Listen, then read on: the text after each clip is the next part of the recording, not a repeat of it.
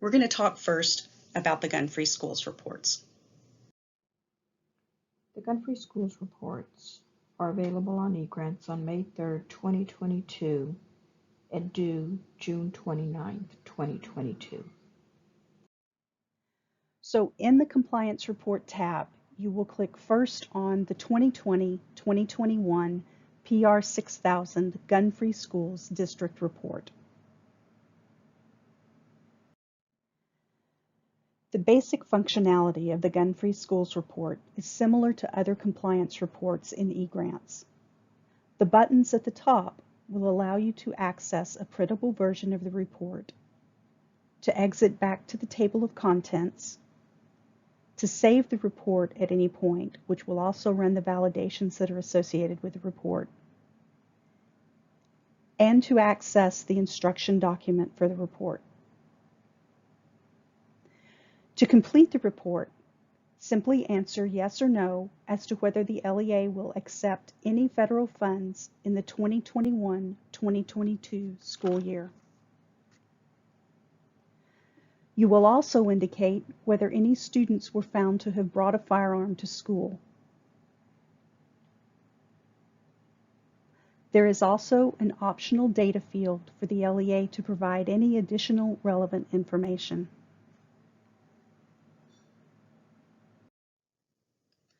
To enter the primary contact information for the Gun-Free Schools report, choose a name from the drop-down box under Select Contact.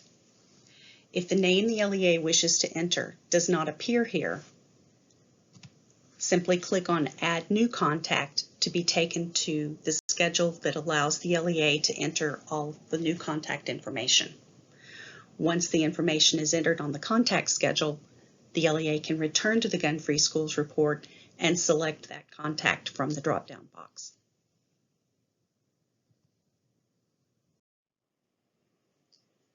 To select the authorized official for the Gun-Free Schools report, the LEA should select a contact from the drop-down box, or if it's not there, add the new contact through the contact schedule,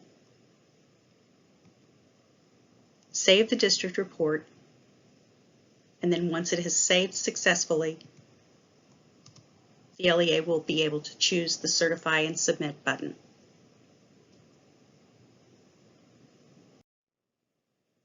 If the LEA answers yes on question 2 of the district report, the LEA must also complete a campus report for each campus involved. The LEA can access the campus report from the Compliance Report tab. By clicking on the link to the campus report, the LEA will access a list of all the campuses in the LEA. For example, if I wanted to select campus ABC, I would find that in the list, click it, and it would take me to the campus report. Inside the campus report, the functionality buttons at the top work like on all the other reports, to get a printable version, to exit, to save, or to see instructions. The campus name and campus number will be pre-printed to correspond with the campus that the LEA selected from the drop-down list.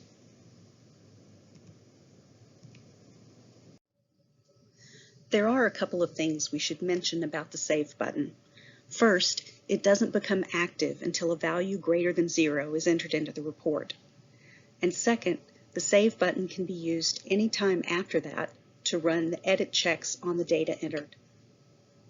If the edit check finds any errors that must be corrected before submission, they will be listed at the top so that the LEA can see what needs to be fixed.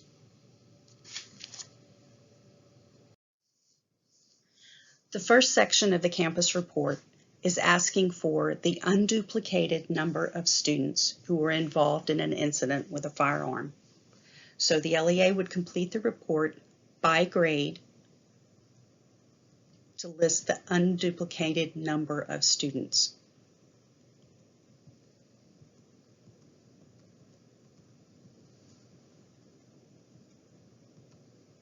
If the same student was involved in more than one incident, that student would simply be counted once in association with the most severe result for that student. In this next section, the LEA will take the unduplicated count of students and divide them into two groups. The first group are students who are not children with disabilities.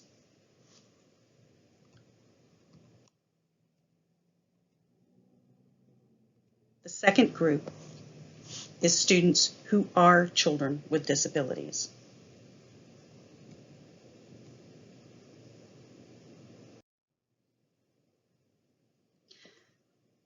The last section here deals with the unduplicated students who did not fall into any of the categories that were listed above. Still dividing between special ed and not special ed, but counting for students who were not expelled, who received other type of disciplinary action, or who received no disciplinary action. Still divided between special education and not special education.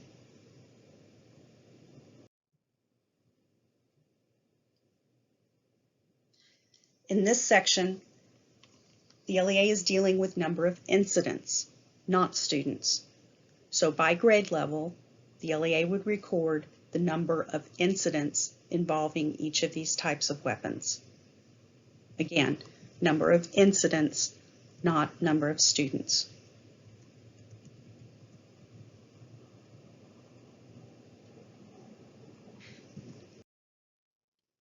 The LEA would indicate the primary contact for the campus report by selecting from the drop-down list or by adding a new contact to the drop-down list.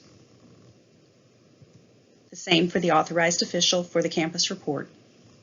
Either select from the list or add a new contact to that list.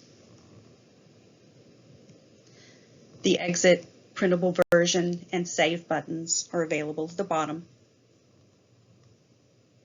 And remember that the LEA must certify and submit the report once it's been saved successfully. It is important for each LEA to submit their Gun-Free Schools report. If the LEA does not submit its Gun-Free Schools report, TEA cannot issue NOGAs for the LEA's federal grants. The due date is June 29, 2022.